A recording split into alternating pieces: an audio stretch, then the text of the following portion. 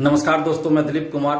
दोस्तों, BSSC CGL 3 में edit का ऑप्शन देने एवं संपूर्ण परीक्षा कैलेंडर जारी करने तथा प्रथम इंटर स्तरीय बहाली में 1778 अभ्यर्थियों के साथ न्याय करने, वेटिंग लिस्ट जारी करने और जरूरत पड़ी तो सेकेंड लिस्ट काउंसलिंग के लिए जारी करने, यानी कि 13,120 पदों को भरने की मांग को लेकर 20 जुलाई को सुबह 11 बजे से बीएसएससी ऑफिस में आंदोलन होने जा रहा है। आप सभी से आग्रह है कि आप सभी लोग 20 जुलाई को सुबह 11 बजे बीएसएससी ऑफिस पहुंचिए।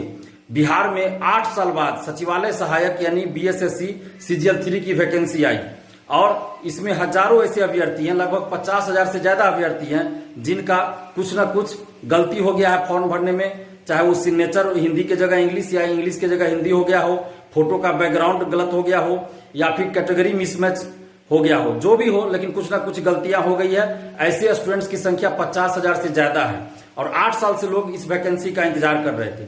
और ये गलती ऐसा नहीं है कि सिर्फ स्टूडेंट्स की गलती की वजह से हुआ है, फॉर्म भरने में जो त्रुटि हुई है। साइबर में जाकर लोग फॉर्म भराते हैं, साइबर कैफे में जाकर, क्योंकि सबके पास अपना संसाधन नहीं है, सबके पास लैपटॉप नहीं है, तो साइबर कैफे में जाकर 90% से ज्यादा स्टूडेंट्स साइबर कैफे में जाकर फॉर्म भरवाते हैं। और साइबर कैफे में क्या होता है, बहुत भीड़ हो जाता है, तो साइबर कैफे वाले करते हैं 100-100, 200 लोगों का फॉर्म भरने के लिए इंफॉर्मेशन ले लेते हैं और बाद में फॉर्म भरते हैं, रात में फॉर्म भरते हैं। कभी कभी सर्वर भी स्लो होता है, उसकी वजह से वो लोग रात में ही फॉर्म भरते हैं, तो उसमें गलतियां हो जाती हैं। और साइबर कैफे वाले जिनको फॉर्म भरने के लिए रखते हैं उनको सही से जानकारी नहीं होता है, जो इन्फॉर्मेशन उनको दिया भी जाता है लिखकर, उसमें भी वो गलतियां कर देते हैं। और दूसरी बात कि सर्वर भी स्लो हो जाता है, बीएसएससी का जो फॉर्म भरने का जो लिंक दिया गया था वो स्लो हो जाता है, उसके वजह से भी गलतियां हो जाती है। तो हजारों स्टूडेंट्स है, 50,000 से ज्यादा ऐसे स्टूडेंट्स हैं जिनका सिग्नेचर इंग्लिश के जगह हिंदी, हिंदी के जगह इंग्लिश हो गया है, या कैटेगरी एमबीसी के जगह बीसी, बीसी के जगह एमबीसी हो गया है, या फोटो का बैकग्राउंड गलत हो गया है।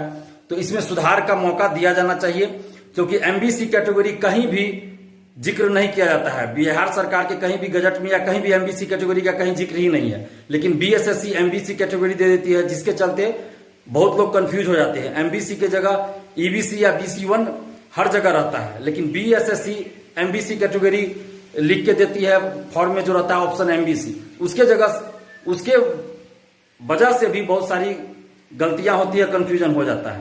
और बीएसएससी प्रथम इंटर स्तरीय बहाली में 1218 अभ्यर्थियों का रिजल्ट, पीटी का रिजल्ट फाइनल के समय यानी काउंसलिंग से ठीक पहले देती है। पीटी का रिजल्ट आ जाता है, मेंस का रिजल्ट आ जाता है, टाइपिंग फिजिकल सब कुछ हो जाता है। जब काउंसलिंग होना रहता है तब 1218 नए अभ्यर्थियों का पीटी का रिजल्ट देती है और ये कहती है कि मानवीय भूल था, छूट गया था।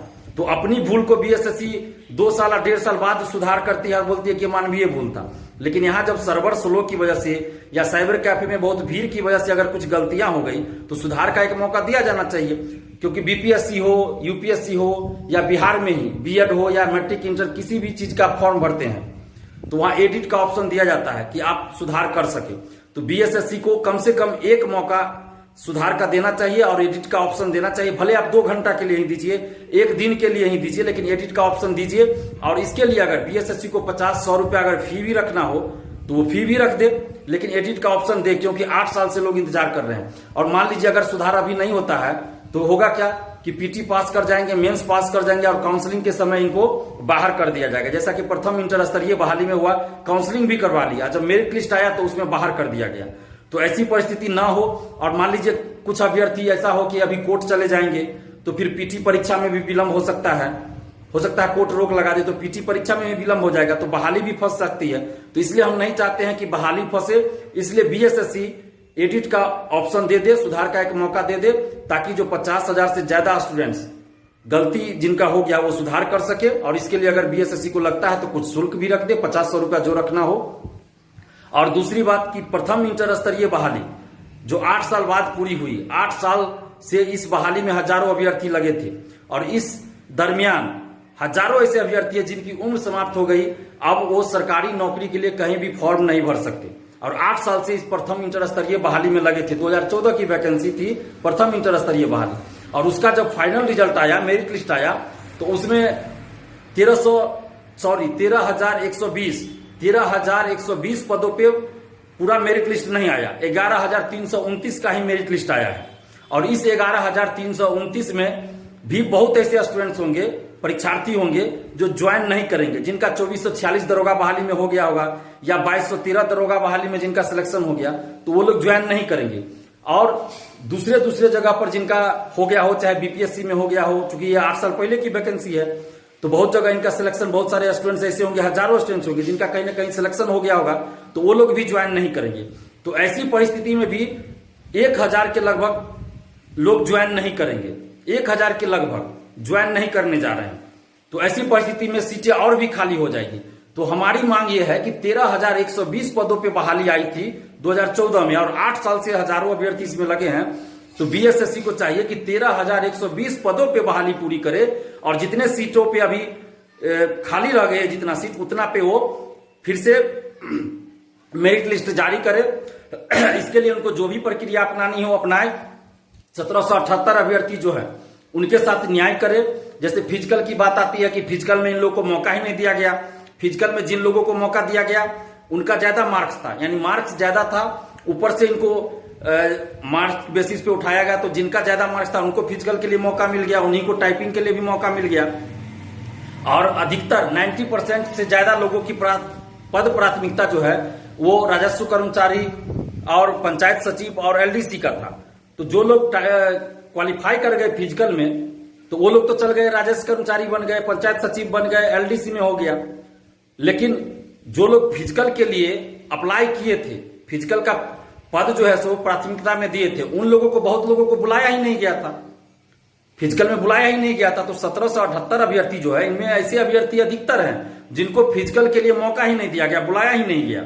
तो ये अयोग्य कैसे हो गए? जैसे बीएसएससी कर रहे हैं कि अयोग्य मतलब योग्य अभ्यर्थी नहीं मिला, इसलिए सीट खाली रह गया। तो योग्य अभ्यर्थी कैसे नहीं मिला? आप बुलाए कहां? अभ्यर्थियों को मौका ही नहीं दिया गया। आपने तो जिनका ज्यादा मार्क्स था ऊपर से बुला लिया सबको, और वो लोग राजस्व कर्मचारी और पंचायत सचिव और एलडीसी के पद पे चले गए। तो आप जो लोग, जितने लोग दिए थे पद प्राथमिकता में फिजिकल के लिए, उन सबको आपने तो बुलाया ही नहीं।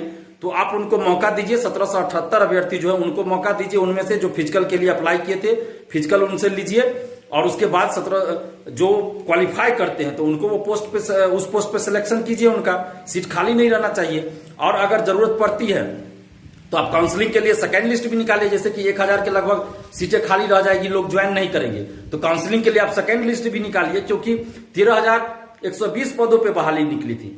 इसका मतलब ये हुआ कि 13,120 पदों पे बीएसएससी को मेरिट लिस्ट जारी करना है। और ये बहाना नहीं चलेगा कि आप जो है सो योग्य अभ्यर्थी नहीं मिला इसलिए मेरिट लिस्ट में सबका नहीं आया, सीट खाली रह गया। ऐसा नहीं होना चाहिए। आपने typing, non typing, physical, non physical सारे पोस्ट को मिलाकर वैकेंसी निकाला है।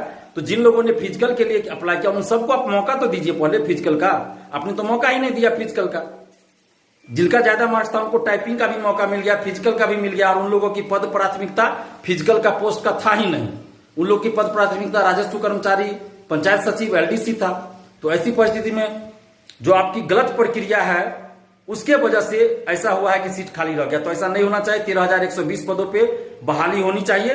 तो इन सभी मांगों को लेकर 20 जुलाई को सुबह 11 बजे बीएसएससी ऑफिस आंदोलन होना है।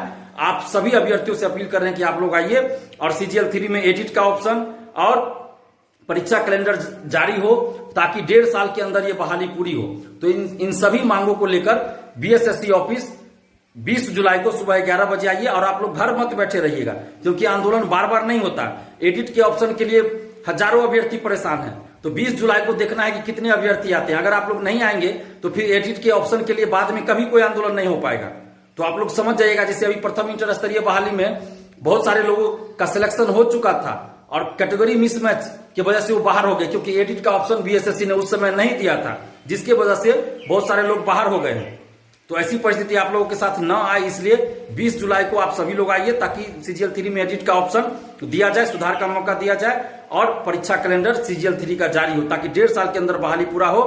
और प्रथम इंटर स्तरीय बहाली में 1778 अभ्यर्थियों के साथ न्याय हो, उनको फिजिकल के लिए मौका दिया जाए और सभी सीटों पे बहाली पूरी हो। इन्हीं सब मांगों को लेकर 20 जुलाई को सुबह 11 बजे बीएसएससी ऑफिस आइए और बीएसएससी के अध्यक्ष सचिव से मिलकर हम लोग अपनी मांगों को रखेंगे, और जो हमारा सही मांग है उन्हीं मांगों को लेकर हम आंदोलन कर रहे हैं। ऐसा नहीं कि गलत मांग को लेकर कर रहे हैं। तो इसलिए आप लोग निश्चित रूप से 20 जुलाई को सुबह 11 बजे बीएसएससी ऑफिस आइए। धन्यवाद। जय हिंद।